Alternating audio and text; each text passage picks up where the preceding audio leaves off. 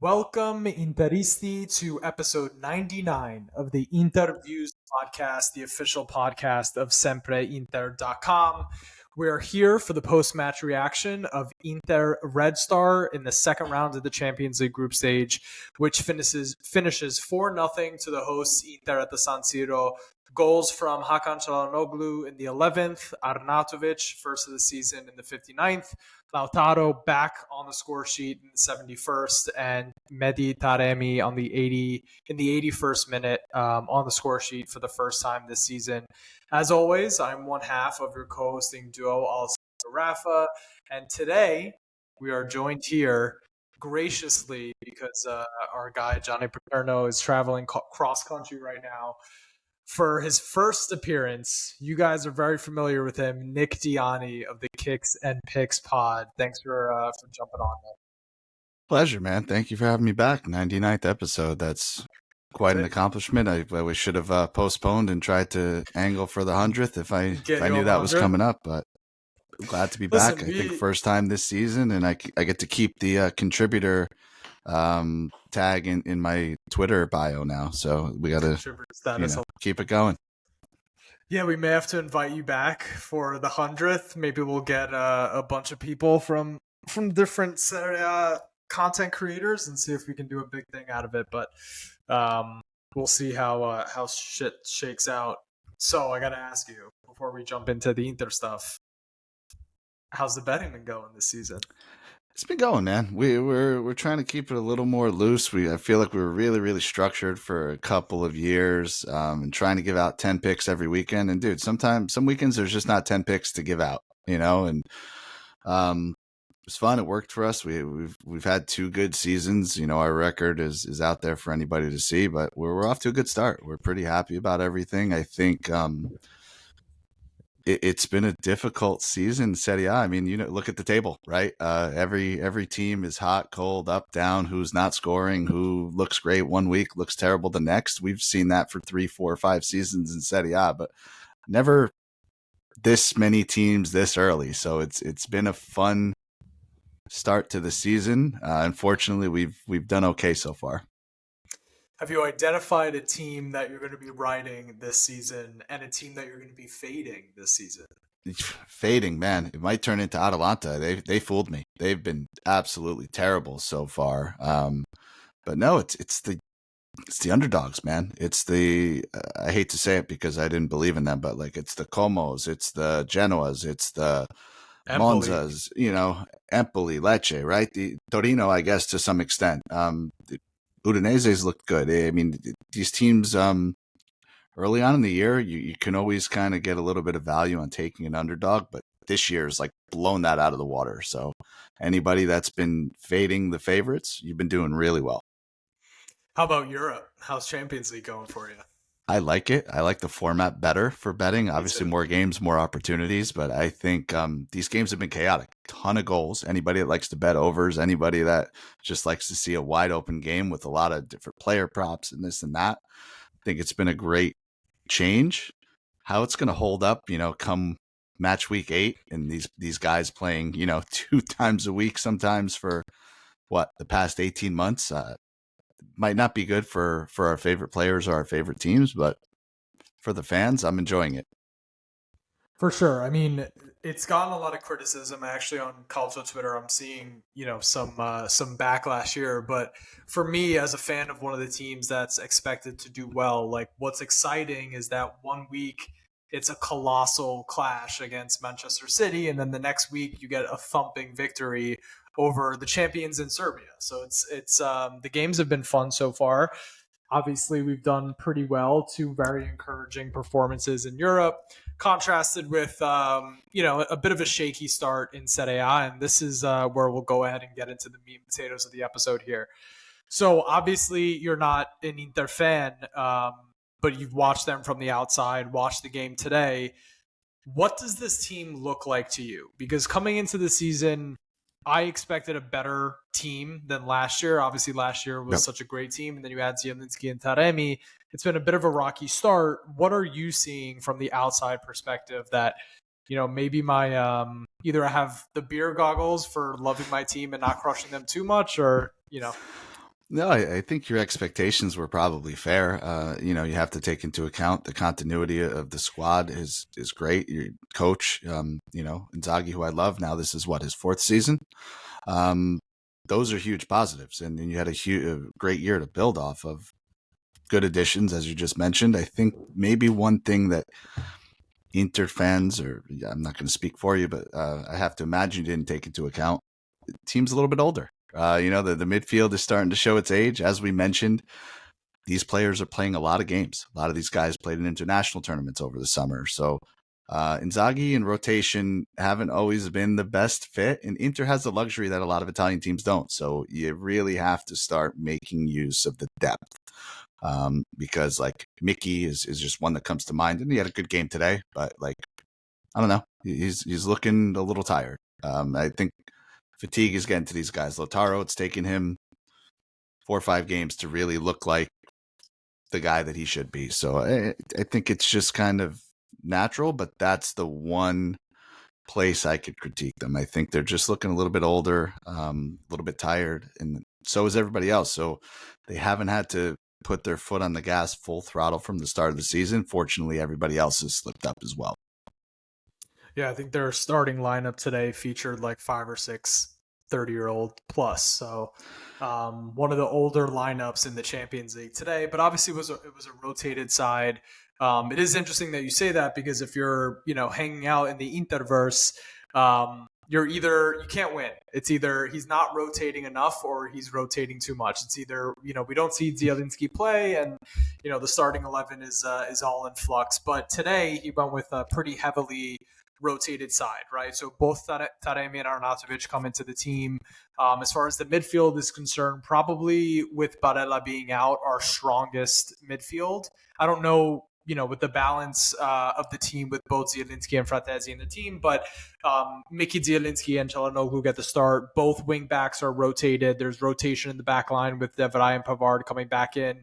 So this was for all of the narrative of, oh, maybe Inter is taking their foot off at the gas in Serie A and they really want to go after the Champions League. This kind of goes against that narrative, right? Or do you think that is still the case, but this was a matter of like them not necessarily respecting Red Star today?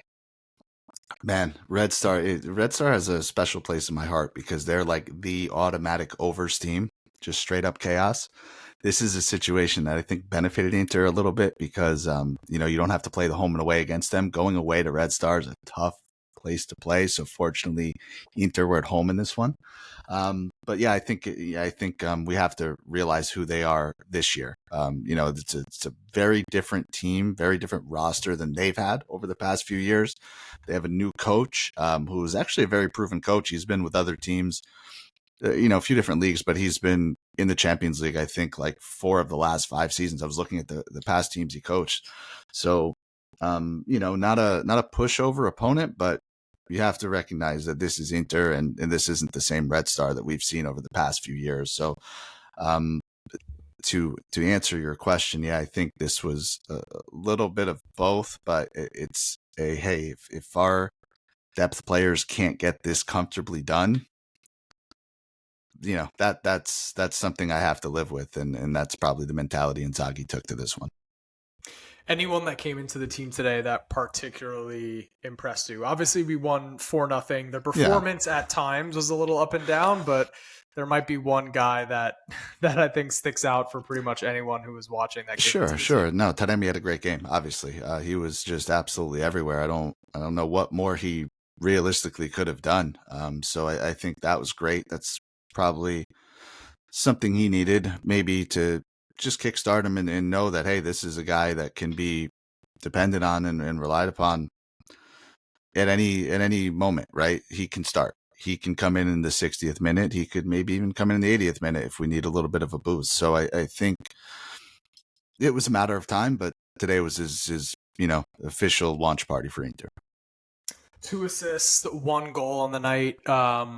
He hasn't found the score sheet, and I think coming into the season, I said like my expectation is around 18 plus goals. Like I You were thought listening to Nima a little too much then, man. I don't know what to tell you. I rate him very highly. I think what I probably wasn't expecting was for him to be so involved in the build up play in and around the box. I think this is a player who's really, really intelligent with his movement, really, really unselfish. I think that was on display a lot today.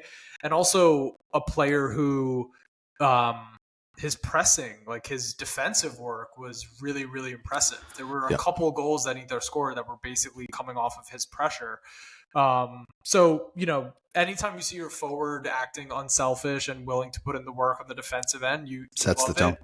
Yep. It sets the tone, but also when he's putting the ball in the back of the net as well, pretty cool moment for Lautaro to give him the penalty there. But definitely a player that I'm very excited about. I'm glad that he's off the mark. Do you think with Lauti struggling a little bit for fitness, with Thuram kind of after a hot start, also slowing down a little bit, do you think Taremi is setting himself up to be inserted into the squad maybe on a more from the start on a more frequent basis? Absolutely, I do. I have to confess too. He's younger than I thought he was. For in my mind, Taremi was 35, 36 years old. He's only what 31, 32. 31. Yeah. Um, and he looked 10 years younger than Arnautovic, if that makes sense. just watching the game, right, based on everything you just said. Yeah. But no, I think that's exactly what he sets himself up to do. You mentioned it, Lautaro, really uncharacteristic start, but I truly think that has a lot to do with fatigue and or injury that maybe it's been downplayed. And then Thuram, listen, Thuram is the full package. He does everything right. I think expecting him or depending on him to score 20 goals isn't fair. I just don't think that's who he is. I think he could maybe eventually get there one day, but that's that I don't think that's realistic just yet. So maybe not 18 for Taremi, but I think he can chip in 10 goals this year, 10 plus goals, and his time should increase after a performance like this. I'll take it. We might need a little bit more depending on how Arnautovic and Correa what they're able to give us this season coming off the bench, but we'll see how things shake out. All right, last question before we start diving into the nitty gritty of this game. Tell me your expectation for Inter in Europe. A lot of competitions to juggle. Like you said, very deep team, but has not been the best start as far as the form is concerned for this squad that has a lot of high expectations. Given everything that they're competing for, where do you put them in Europe this season and the new Champions League format, obviously? Yeah, I mean, so the top 24 out of 36 make it. I don't think they're in any danger of falling out of that top 24. It would need to be catastrophic for that to happen. I think their goal is obviously going to make that top 8 and make it into the second round, with kind of that bye.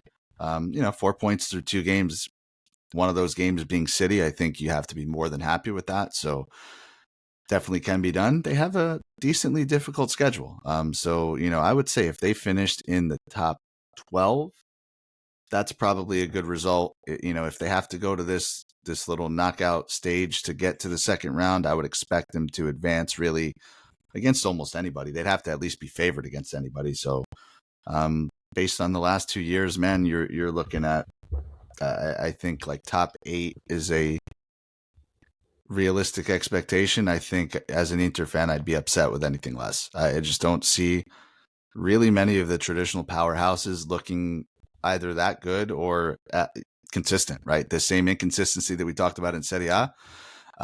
You're seeing that from a lot of these other teams. I mean, Dortmund, Leverkusen are 2 teams with 6 points. Brest is the other one. I didn't have that. I didn't think they were going to win today, and they looked incredible. But City's looked vulnerable. Arsenal's looked vulnerable. Bayern's looked vulnerable. Barcelona's looked vulnerable. Liverpool have a new coach. Real PSG, Madrid who I not know off you're to the not. best start, right? So who else is it? Who do you fear out of that group? You don't really fear anybody the same way you would have 2 years ago, maybe, or even last year. So I think there's no reason they shouldn't be into the top 8. I think that's fair. Definitely want to qualify without having to put another couple games on our schedule. This team is just like They had a hard preseason. They had a lot of players that played in the international tournament, like you said. So it's a lot, and we already have seen injuries like Barella being out for a few games here. It's not ideal, not ideal. But 2 wins in two out of the potential three that he's supposed to be missing. Happy for the boys. All right, let's get into this game. Couple minutes into the game, Çalhanoğlu with a free kick delivery. Arnautovic puts it in the back of the net. No goal because he's offside, something that Inter has been dealing with a lot this season.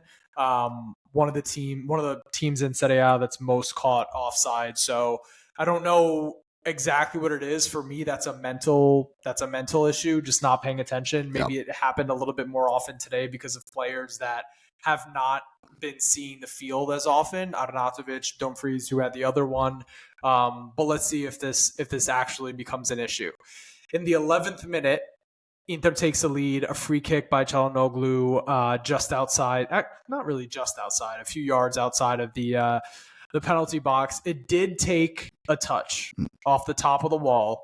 Does that, it's going to be a silly question, but does that take away the beauty of it from you at all? Because if you're just watching it without the zoom, without the slow-mo, and you don't see the touch, it looks like one of the best free kicks that you'll ever see. But knowing that it was, does it sort of take away like goal of the round potential for you? Does it take away from it? Maybe, I guess. Does it count on the score sheet the same? That's all I really care about. So I don't think Hakan's really going to care all that much either. What did you think of Hakan's game today? He only got 70 minutes. He's been playing a lot recently. Yeah. I felt like he was fading towards that, towards the end of his appearance there. But what did you think out of the Turkish midfielder, who arguably is the most important player in the system right now? Yeah, I think, just a solid, if unspectacular performance. Obviously, the goal was spectacular, but outside of that, I think it was just a typical. You didn't notice him in the best way, right? Like he was just did everything he needed to do, no mistakes, controlled when he had to, but just kept everything moving. He was there, and it was a good performance, and he deserves some rest. It's kind of sort of emblematic of his performances this whole season, because last year I think we were used to these showstopper performances where he's spraying the ball all over the pitch. This year it's been exactly what you described. It's been more subdued, but no less impactful. I think maybe he's lessened the burden, or the burden has been lessened on him a little bit. That's it. A lot more is coming through DiMarco this season, but he's just laying it off, playing a little simpler, being a little safer. Maybe it is just, getting the legs back under him. Maybe it is because the whole team is not really flying as high as they were last season, but I'm not going to complain. The quality is still jumps off the page as far as being top three in his role in all of Europe. I would strongly say that he's, top one, but of course I'm going to have a little bias there. But happy to see Hakan with another performance, and also happy to see him get off his feet towards the end of that game because, man, he is tired. Yep. All right, 29th minute, we have Maksimovic, Crvena Zvezda's first chance of the game. Ball comes to Maksimovic on the edge of the left side of the area, fizzes past the post, unable to get it on target there, but a little bit of shakiness from Inter, where we saw, again, something that we've been seeing all season. They can get countered a little bit. 35th minute, we've got a long-range shot from Pavard, who has not been good this season. Obviously, we've seen Bisek come in for a couple of games, and the games that Pavard has been playing, he's taken a little bit of a backseat. Have you been able to watch much of Pavard or much of Inter this season to see sort of his form drop off a little bit? And do you think that this was a return to the Pavard that ultimately costing their 30 million euros? Pretty big investment for a club that can't do that often. Yeah, I hope so. I think it was definitely his best game. Remind me if he was at fault for any of those goals against Genoa, the first game of the year. Bisek played that game, so he okay, didn't play. So it wasn't him. But I know for sure, 2 of the last 3 games, the Inter given up some goals, and they've looked a little shaky. I think as a unit, I almost don't want to single him out. But like you mentioned, noticeable in a very good way initially. And I don't think we've seen that same player so far this season. Yeah, more involved offensively as well, which I think for some reason he just hasn't been finding his way further up the pitch. I don't know if maybe Dumfries' presence on the right hand side, like him stretching the field a little bit more, the threat, even though we didn't see much of that from Dumfries today at all, the threat of him maybe stretching the pitch and you know, really taking his man on maybe allowed Pavard a little bit more space to get involved, but I saw a player who was more willing to contribute further up the pitch, not as willing to get caught out behind. And after like what was genuinely a really poor performance against Milan, and I don't care that it was against Red Star, Pavard is a player that this team absolutely needs. And it was a rebound game for him. We get another, Arnautovic, silky touch, plays a ball into an on-rushing Mkhitaryan into the penalty area. We saw that a few times today where Mickey was getting on the end of some passes into the box, was playing that more like Fratesi role where he was the runner into the box there. But a couple times today, Mkhitaryan, a player who we've been talking about a lot, not able to get an effort on target. With him, it's either over the bar or right at the keeper.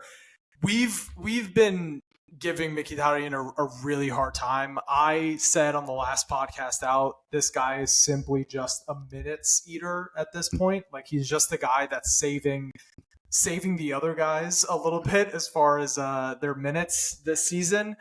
What's your take on this whole Mkhitaryan thing? Who I think he's definitely the person that is most talked about from Interistas, like the get him out of the lineup kind of Yeah, person. listen, I think that's fair. He's 35 years old. He's the prime candidate of what I've talked about when I said this team looks a little bit older. So should he be starting, or at this stage, should he be the guy that comes off the bench in the 75th minute if it's if it's an even game or if you're down a goal and still has a little something in him to create? And you just mentioned it today, right? He still gets himself in good positions. He still has talent, but I think a fully healthy squad, he's not a starter for me on this team anymore. It's just, I think that's the harsh reality. There was a couple more chances for Red Star to end the first half, but these weren't like clear cut, opportunities. One was drilled right at Sommer. When you're watching again an Inter side who one of the deepest squads in Europe, one of the squads with the highest expectations in all of Europe. When you're seeing them sort of take the foot off the gas towards the end of the first half and then come out really slow in the second half, like, again, for someone who's not an Interista, like, what's going through your mind when you're seeing it? Are you thinking like, oh, this team has kind of lost it a bit, or can we chalk it up to you played on Saturday, you're playing on Tuesday. It's a long season. Yeah, I think it has to be that. I said to you guys last year at some point on the pod that, a really good team to me is a team that finds a way to get results in games that they don't deserve, finds a way to get results in games that are difficult to get up for, finds a way to get results in a game 3 days after your last game, right? No matter who the opponent is. And I had mentioned, I thought Inter really turned that corner, and obviously winning the Scudetto, they did that a few times last year. They're not hitting that stride right now, but I think the same principle applies. They know that they don't have to go full throttle 90 minutes against every opponent, and it doesn't really matter who's on the pitch. And the fact that they were able to come out, and maybe Inzaghi said some things like, hey, this game should be over already, and here we are. Well, they're hanging around. Don't know what was said in the locker room, but they were able to take 20 minutes off in this game. Let's just say, right, 15 to 20 minutes, and still put in 4 goals. That to me is the mark of a great team. So if they can continue to do that, and they can get the form and fitness and health that they need to get over the next 4 to 6 weeks, I don't see any cause for concern. I love that you said that because I feel the same way, and it's going to cause people to like lose their mind.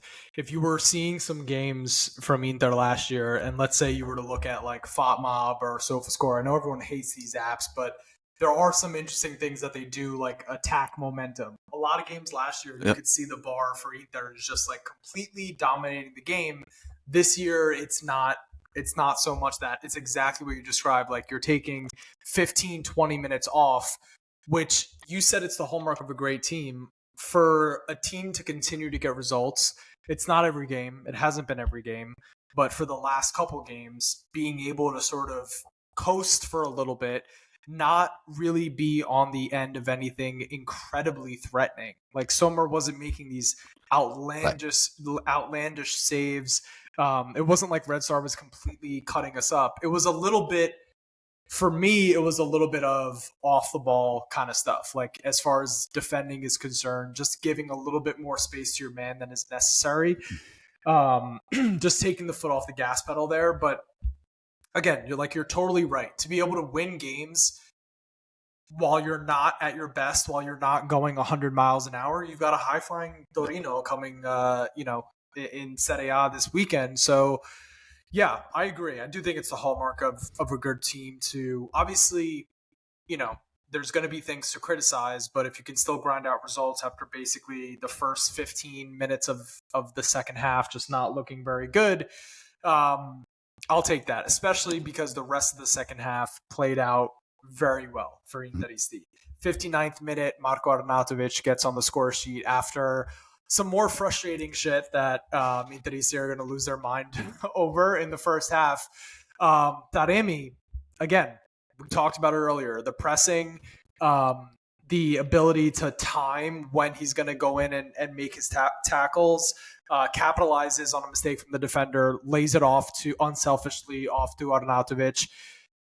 I know when the ball is rolling towards Arnautovic, the thing going through Interisti's mind is like, how is he going to fuck this up? But he found a way to get an easy tap in. Let's stick with Arnautovic here for a little No. bit.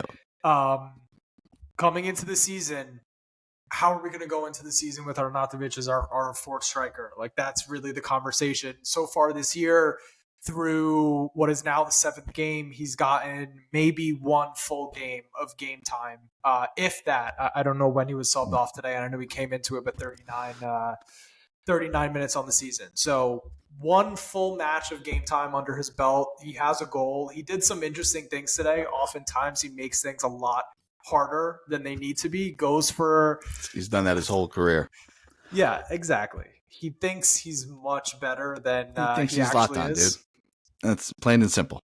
Sometimes it comes off, or at least in the past it has. At Inter, his career is so far, they haven't been coming off. You wish he would do the simple stuff. But what did you make of his performance today? And what do you make of your fourth striker being able to come on, give you, I got to see when he got subbed off, but give you, let's call it 65 minutes of game time in the Champions League, getting on the score sheet At age 35, right? at You age can't ask for 35. much more. Here's the upgrade. He was your third striker last year, so be excited that he's your fourth this year. I think he did everything you could possibly want in today's game, and if this is what he's going to be able to do from time to time, maybe in the Coppa Italia, maybe you have another weak opponent in the Champions League, maybe he gets 25 minutes in a game you guys are dominating, against I don't know, Cagliari or something like that coming up. That's, you really can't ask for much more. So I think he's fine. I understand the angst because this is the player he's been his whole career. He's never really reached his potential. But at this stage in his career, I think everybody kind of knows what he is, or should know what he is and what he can give you. Today was the best example of that, in my opinion. But it should be fine. Speaking of should be fine, this Taremi performance continues. He gets on the score sheet, or actually, no, he gets an assist in the 71st minute. Getting a little bit ahead of myself here. Another dispossession of a defender, lays it off to Lautaro, who had just come in for Arnautovic. And Lauti, all of a sudden, things starting to turn around for him. That's it. That's exactly what we knew would happen eventually. Like I said, I don't know. You guys are much closer to it than I am. I don't know what's been talked about. Is it an injury? Is it fitness? But let's not act like he's not motivated to, he's not okay with his performances either, right? I guess that's the point I'm trying to make. This is a leading scorer in the league. This is a leading scorer for his national team. The guy Coming who, off a new contract. a guy that I don't know how much I should even say this, but I'll say it. A guy that I think is getting a little bit disrespected in the Golden Boot conversation, the Ballon d'Or conversation. He's going to be fine. And at the end of the year, he'll have 20 league goals if he's healthy, and he'll have another 5, 6, 7 in the Champions League, and nobody will remember those first 5 games of the season. We've definitely remembered the last like 15 or so in Serie A because he's just been so off. But I'm hesitant to say, oh, he's back just yet.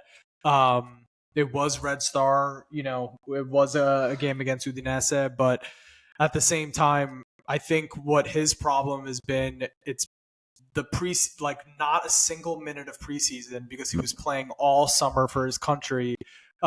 He there's been pictures of him showing a little bit of a belly, so maybe he's just needed a little time to work himself back into it. But it is good to see the captain scoring in front of the Curva, running over to them just like he did against Milan in the Champions League a couple years ago. So happy to see Lauti back on the score sheet. And then it's 4 Mehdi Taremi in what is a clear penalty. Is there any discussion for us to be had here? Yeah, it's a clear penalty. I don't know what exactly was taking the VAR so long, the back and forth with the ref and the VAR. But It felt Lauti bad goes. for Red Star, maybe. You think they were just trying to like delay it a little bit? I don't know. Like, hey, it's about to happen. But great captain move from Lauti to give Taremi the opportunity to put it in. And then the cheek on this guy to do a little right down the middle, slow play it right into the back of the net for what ultimately capped off the man of the match performance. Obviously, we talked about Taremi a lot, but I guess this is interesting. This wrinkle of Hakan is the main penalty kick taker. Everyone is nervous when Lautaro steps up to the PK. Because of what we've been seeing from him recently, and you have a potential weapon that's your number 2 PK taker in Taremi. Do you think what do you think it is for a captain? Like, do you want to be, you're the striker, you're the captain, do you want to be the guy that's stepping up to take those PKs if Hakan's not on the pitch? Or are you comfortable enough with yourself as a captain, put the team first, and you give it to Taremi, who frankly in his career has been an absolute killer from the PK spot? I think you want the first guy, right? You want the guy that wants the ball every time. That's it. Like you said, captain, striker, wants every PK. But Lautaro doesn't need to be that guy. I think he is unselfish. I mean, we've seen him play, right? He is unselfish. Especially just situationally, right? The result of the kick kind of didn't matter. I don't know how much that played into it. I'd like to believe his logic was Taremi's the man of the match. He needs to cap it off with a goal. I'm going to allow him to do that. And that's, I think, what we probably all choose to believe. That's the reasoning, right? Yeah, I mean, I think it's part of the captain's duty to we saw Lukaku wasn't the captain at the time, but I do remember when Lukaku gave Esposito his opportunity to score his first goal in Serie A back when Esposito was a kid. Now we're seeing him do it for Empoli, but it's just like there is a mental aspect to this. Like we watch a lot of football, we talk a lot about it, like the fitness, the systems, the this and that, the form. But there's a huge mental aspect to it. And breaking that duck and just getting it off of your shoulders, getting it off of your back is huge. I think of all people that would know that, it would be a Lautaro Martinez who struggled to start the season getting on the score sheet. He already had one, so doesn't make any sense to not take that opportunity to let Taremi get on the score sheet. And that's it. Game ends. Inter wins 4-0. 4 points in the Champions League. I haven't looked at the actual standings, but I would imagine, let's see here, round 2. round 2 table. We still have some teams obviously to play tomorrow. But Inter is in that top 8 position, so we'll take it. Like you mentioned, the only teams with a full 6 points are Brest, Bayer, and Borussia. So, um, yeah, this is a good start. A good start for the team in a game that it's a must win. I Yeah. think saying around 15 points is going to net you in the top 8 places. So 11 to go across Yeah. 6 matches. I've had that debate, and I think it's right on the cusp of being enough. It's going to be wild. I think we don't know what we don't know with this new format, and it's going to be incredibly fun down to the wire. But What's 15 the would make me number feel pretty good. that's like, what do you think is the minimum here? Yeah, I think it has to be. I think 12 is like the number to get you into the knockout round. I think it's around 11, 10, 11, 12, 13. I think 16, 15, 16, 17 points is in that conversation for top 8. Yeah. But we don't know. It could be less, it could be more. I think there's, we're going to see probably more teams on 0 than we thought after round 2. So who There's going knows? to be there's also going to be just some surprise results with injuries, with, these teams managing this workload for the first time in, Champions League history. We already saw Barcelona drop points to Monaco of Mm, all teams. And I've watched a little bit of Monaco, and, they're not exactly the kind of team that you would expect to take they're out. not I that think there's good, playing right? them. So now that I said that, I just fucked Yeah. us. But knock on wood here. But there's going to be some surprise results, and we'll see how it shakes out. It's not like you're playing all the good teams and then all the bad teams either. Right. It's going to be all Right. scattered throughout your schedule. There's a lot of travel. So it's interesting. I'm digging this new Champions League. I'm happy that Inter's gotten a good result here. 2 for 2 in post Derby loss matches. So we will take that. We will hopefully be looking at more positive results going forward. Let's go through this team sheet very quickly. Taremi, Arnautovic, Lautaro, all on the score sheet. Taremi's obviously the man of the match. I don't think we need to say anything more about these guys. From the midfield, we know Çalhanoğlu got on the score sheet.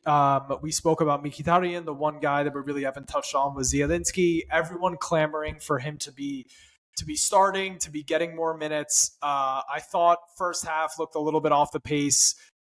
Second half looked better, but you didn't see much of Zielinski today. What did you make of his performance? Yeah, I was going to say, if he's trying to knock down a starting spot, this didn't do him any favors. I thought he was probably, I shouldn't say, if we're counting Dumfries and Augusto as midfielders. The wing backs are a separate category here. Okay. I mean, he's definitely the worst midfielder of the day. Yeah. Yeah, which is crazy to say when you've got much maligned Mkhitaryan also in the team. But Zielinski gives you a full 90 minutes, which is huge. Same with Taremi. We didn't touch on that. So, like you said, it's not this amazing game from him that's going to keep people saying, like, you need to get him in the lineup. But 90 minutes from him, I've been saying that he's going to be the Europe player.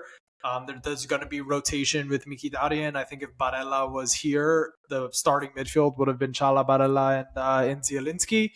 Not worried. It does take time to get into the rhythm with your teammates, despite a fantastic performance against Man City. It's still going to take some time. The wingbacks, Augusto and Dumfries, both gave you 90 minutes. Again, I think this is another rotation aspect that we're going to be seeing a lot here. I didn't think either had a special game. I thought Augusto was slightly better. Should have done better with his opportunity. Should have squared it for Taremi. Was that in the second half? Yeah. He gets on the end of a switch from Dumfries, and he really should have put it away. But I'm happy that he gave DiMarco a rest, knowing DiMarco's fitness issues. But we talk a lot about Dumfries on this podcast. It's time for you to talk to me about Denzel Dumfries. Disappointing for him today, no? Yeah, I'm trying to remember one thing that he did well. I think he lost the ball every time he dribbled. I don't think he had a cross that connected to anybody. Rough game, and I'm trying to. I don't know how much I'm influenced. I mean, I watch most Inter games. I listen to you guys most episodes, so I don't know how much of it is the influence. But no, he really had a poor game. Unless I missed something, I really can't think of one thing he did correct. Yeah, he failed the eye test, and these are not pretty numbers. 78% passing accuracy, 0 for 2 on dribble attempts, 1 for 5 on accurate crosses, was Oh, he did. offside. Okay, good for him. Yeah, Okay, I don't remember that got one. the one in there. I believe that's the one that Augusto got on the end of.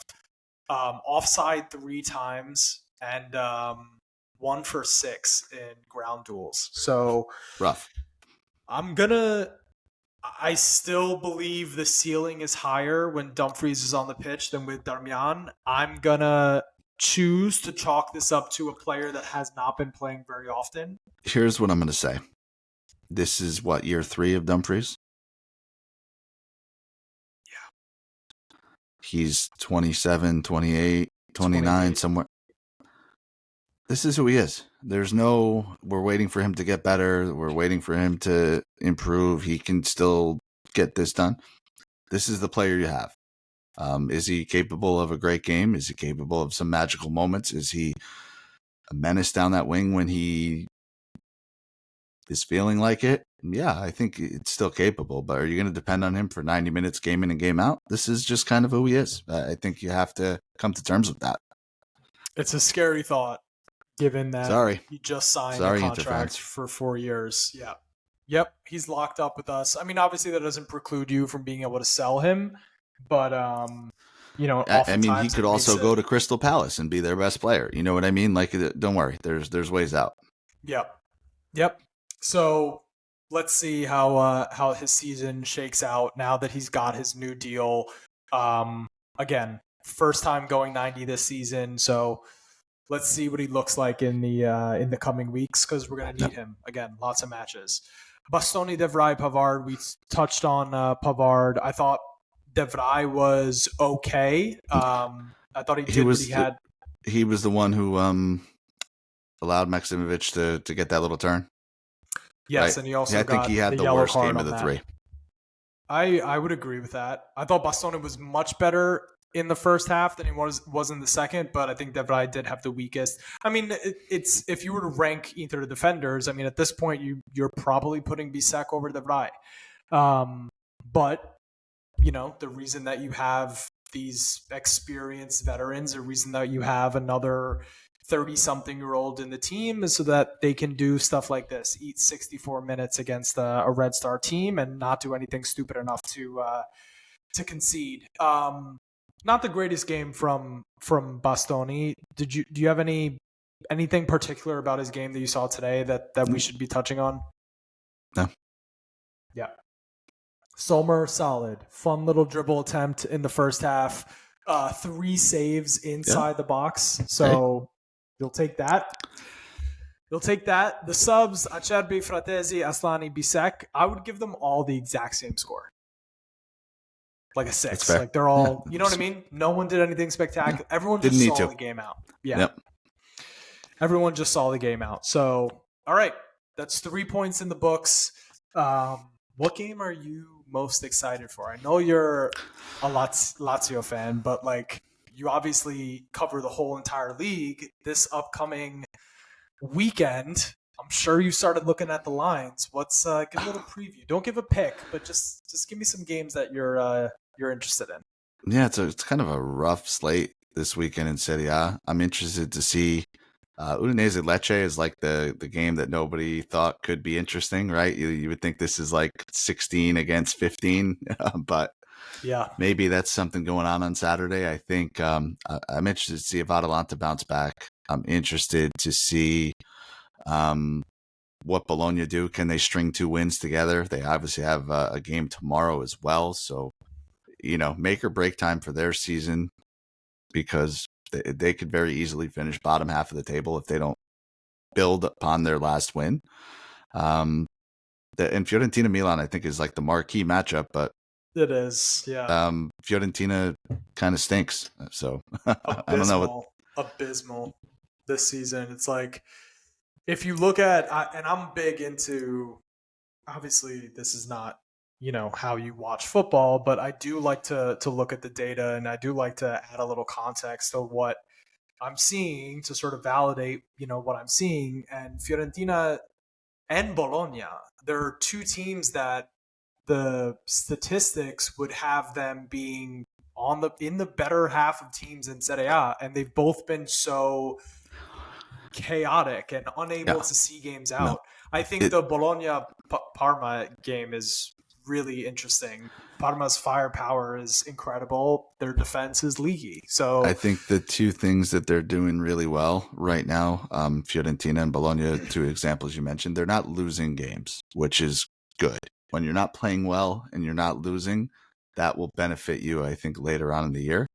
But like Fiorentina doesn't make sense to me because they do have talented players. And they have guys like Icone and the other one. Oh man, why Ken, can't I think of his name? Ken, Like, Moise no, Ken, no. The guy that's been there forever, dude, and he just gets so many Kwame. starts. Kwame, thank you. The two Yeah, of them, like, they start season in, season out. I can't really understand it because neither does anything well. But then you brought in guys like Kopani, who looks really good. You brought in Gunmanson. You brought in Keane, who's off to a good start. Goodmanson. Yeah, So is like they have quality players. I think they'll figure it out, but at least they're not losing games in the meantime. But yeah, man, have they been fucking boring to watch through like 7 weeks. yeah. So interested to see what happens with them in Milan. It's a new coach. Like, you got to give Palladino a little time because he did work really well with Monza. But yeah, that should be an interesting game. The only other thing that I want to ask you about is this Parma attack. Is there any, like, is it worth throwing just a little cup of coffee on maybe Dennis Mann, top scorer in the league? Because it feels like week in and week out he's getting his opportunities. Even when he doesn't get on the score sheet, it's this guy is XG, his shots on net. It's he's able to put himself in good positions each game. Yeah. He gets, yeah. I mean, is he going to stick on that kind of like they play what, like a 4-2-3-1? He's kind of that wing, but he gets a lot more of the ball than a traditional winger. Yeah. Um, yeah, no, I mean, unless Lautaro figures it out, I don't know. Dusan's off to a good start. Does he keep it up? Lukaku hasn't done much yet. Yeah, I'm trying to think of like who else you'd really nab to do something. Maybe, I don't know. It's tough to say. I mean, really, really hot start. I don't know how long he can keep it up, but it's probably worse bets out there. I think Kabata might be a sneaky pick too. Yeah, Yeah, everyone looks at it. It's interesting because you always like you go with the striker, right? But right, this year right. it feels like we've had our striker trio essentially of Lukaku, Dusan, and Lautaro. They're all off to slow starts. You've got um, Morata, who's missed a It's couple hurt. games Yep. already. It's he's also playing a lot deeper for Milan than Tammy. So, and I don't expect Tammy to ever win a couple Cannoniere. Hey man, Knock on wood. my boy Hopefully, Diaz heating up. A lot of his goals were in the Europa League, but I love he's that heating up. player. He's very He's very heating good. up. Yeah, he's very very good. Lazio, my sleeper team coming into the season. Yeah, they put you to sleep. They look. I mean, Getting after there what you've seen the past couple seasons, a little defensive solidity is welcomed in the capital. for sure. Reset was needed, but they look ahead of schedule. I feel. Yeah, I do too, and I think Baroni is a coach that the coaches around the league seem to speak really highly of him. I don't think the fan base really rates him yet, but he's he's a good Let's see. coach. Yeah, Let's see. let's see how it shakes out. You don't want me to jinx your team, I can see. Alrighty, Nick, thank you for jumping on. As always, Appreciate you tell the having me, brother. people where to find you. Yeah, sometimes you can find me here for sure, but Kicks and Picks podcast at Kicks Picks Pod. We're doing live shows every week, so typically Wednesday night cover Serie A, cover the Premier League, Champions League. Subscribe, YouTube, dropping shorts, things like that. So just trying to spice it up a little bit here with the content, so you could see a little more of our faces and hear our voices a little bit less. So A little bit definitely less. appreciate a follow, a subscribe, Twitter and YouTube. You can find us. Don't deprive the people. Don't deprive the people, Nick. All right, guys. Nick, thanks for jumping on. As Appreciate you. always, in the words of the great Roberto Scarpini, forza ragazzi, forza ragazzi, forza ragazzi.